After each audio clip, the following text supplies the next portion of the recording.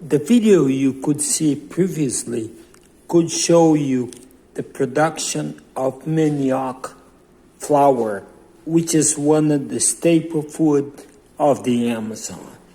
But to make manioc, to plant manioc, which is a root or like a potato, the man needs to cut and burn the forest during the dry season, or from July all the way to December.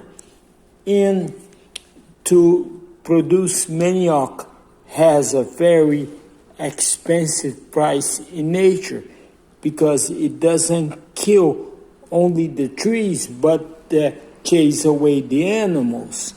And this action is pretty bad to nature.